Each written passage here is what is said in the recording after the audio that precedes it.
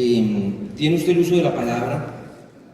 ¿Cuál es su visión de toda esta problemática que se está generando en el artículo 121?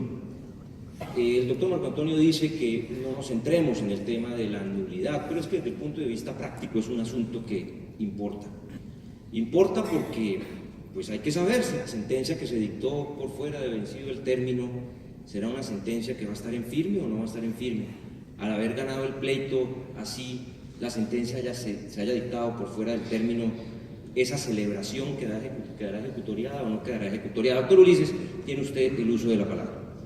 Bueno, buenas tardes para todos, en especial al maestro Jairo Parra, que gana un agradecimiento por invitarnos a participar en esta mesa con temas tan interesantes como el del término de duración del proceso. A ver, yo creo que lo que acaba de exponer Marco Antonio resulta incontrovertible. Yo creo que el gran tema aquí no es el término, si el término genera nulidad insaneable o nulidad saneable, sino que el gran tema aquí es el de la temporalidad del proceso. Este es un tema que más que legal es un tema de connotaciones constitucionales. El debido proceso supone varias cosas. Primero, supone tener acceso a la justicia. En segundo lugar, como lo ha explicado Marco Antonio, supone el derecho al juez natural, que ese juez que tiene previsto la ley que conozca y falle sea precisamente el que conozca, el que oiga las pruebas, el que oiga los alegatos y el que dicte la sentencia. Y en último lugar supone que ese proceso ante ese juez sea temporal. Es que el ciudadano tiene derecho a saber cuándo termina la actuación para resolverle su derecho en controversia. Es que los seres humanos no nos podemos consumir en trámites judiciales. La vida nuestra, la de todos los que estamos aquí, vale mucho para consumirla en años y años de actuaciones y de gimnasia procesal ante el aparato jurisdiccional. Es que, como lo dice algún autor, los seres humanos sufrimos en los procesos. Si sufrimos los abogados, mucho más sufre el cliente. Al sentir que ese derecho que está en pendencia no se lo resuelven nunca.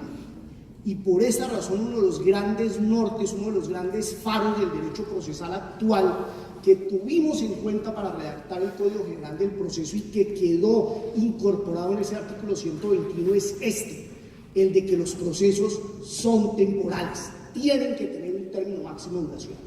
Yo creo que en eso Marco Antonio, Pablo Felipe, Henry, todos los que han hablado de este tema estamos totalmente de acuerdo. Y por eso no debemos limitarnos a una discusión, un análisis meramente legal, que es que resulta bizantino. La Corte lo acaba de decir en su sentencia, con ponencia de Carlos Bernal Pulido, que el 121 es un artículo que involucra diversos aspectos de relevancia constitucional que impiden simplemente ceñirse, atenerse o estar invocando teorías sobre eso de que es nula de pleno derecho, no es nula de pleno derecho. Es que no puede ser tan pequeña la discusión, sino que tiene que ir mucho más allá, que es lo que Marco Antonio nos ha invitado a hacer, y claro que aceptamos ese planteamiento y estamos de acuerdo con él. Ahora, la Corte Constitucional en la misma sentencia nos recuerda, citando jurisprudencia internacional de las Cortes internacionales, que no todo incumplimiento de términos puede lesionar o de hecho lesiona derechos fundamentales. Equilibradamente tenemos que tener en cuenta varios aspectos para resolver los casos concretos como aquellos a los cuales se ha referido Henry Sanabria al formular las preguntas a Marco Antonio. Entre esos aspectos hay que tener en cuenta la complejidad del caso. Hay casos muy complejos, la práctica judicial es muy rica, el legislador no puede prever todo lo que se puede presentar en los casos individuales o singulares que se atienden por el órgano jurisdiccional. La conducta procesal de las partes. Hay litigantes que dilatan y dilatan y dilatan solo con el propósito de buscar el vencimiento del término, dice la Corte. En tercer lugar, hay que hacer una valoración global del procedimiento, han dicho las Cortes internacionales, y hay que considerar en grado sumo los intereses que se debaten. Por esa razón, el incumplimiento meramente objetivo de unos días, muchas veces que se presentan, de unas semanas, que es lo que en muchos casos se presenta, porque ya hemos concluido que los incumplimientos en días o en semanas exorbitantes no es admisible, pero hay incumplimientos muy pequeños que hay que mirar si pueden tener esa connotación de violar o no un derecho fundamental. Y entonces se ha dicho que si no se alega a tiempo la pérdida de competencia, pues no puede invocarse la nulidad. Es que eso es una aplicación de la teoría general de las nulidades. El que no levanta la mano a tiempo, el que no censura, el que no impugna a tiempo, no tiene legitimación para alegar después el vicio que pretenda invocar. Segundo, dice la Corte, si el incumplimiento del plazo está justificado por todos estos pormenores, por todas estas dificultades tan propias de la práctica judicial, si oportunamente se prorrogó la competencia, si hubo uso indebido de actuaciones, esa parte que mencionábamos hace un momento, que lo que hizo fue buscar eso, no va a poder alegar objetivamente por unos días el vencimiento del término para privarme a mí como contraparte que me porté bien de mi derecho al juez natural. Y tampoco si la sentencia se dictó en un plazo razonable, punto al cual ya me referí. Además, dice la Corte Constitucional, la nulidad es agravable porque hay casos donde no es razonable retrotraer, es que las normas no se pueden interpretar simplemente como si fueran reglas vacías, sin principios, como el de la efectividad que siempre está detrás o subyace de cualquier redacción que haga el legislador. Generalmente, en muchos casos, es más grave anular que no, porque cuando anulamos, devolvemos y generamos la nueva sentencia en un plazo mucho mayor, mucho más extemporánea que la sentencia que estamos censurando por un tema meramente objetivo formal. Porque siempre debe primar la teoría de la conservación de los actos procesales por la eficacia y primacía del derecho sustancial y para evitar, ha dicho la Corte, enterrar causas. Porque eso se hace cuando se decreta una nulidad.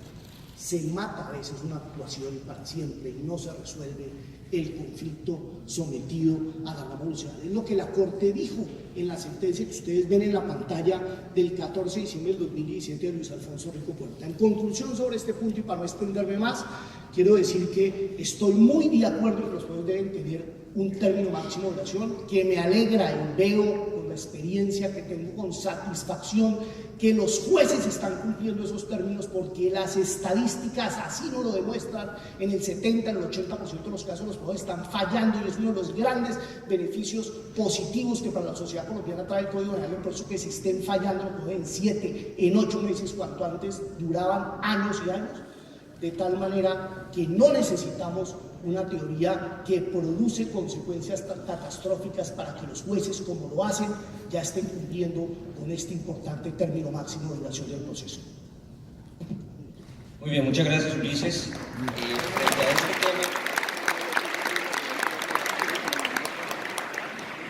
Frente a este tema, pues desde luego también hay que tener en cuenta que estamos en presencia de una norma nueva. Las normas nuevas pues requieren de un desarrollo práctico, un desarrollo jurisprudencial. Seguramente en estos momentos estamos con algún grado de incertidumbre, pero prontamente las cosas se unificarán y ese es el papel de la jurisprudencia. Bien, cuando Moisés le anunció al pueblo que había un mandamiento que decía no desearás a la mujer del prójimo, la gente se asustó, pero esperó a ver qué pasaba con los pronunciamientos jurisprudenciales en la materia. Doctor Marco Antonio. Gracias.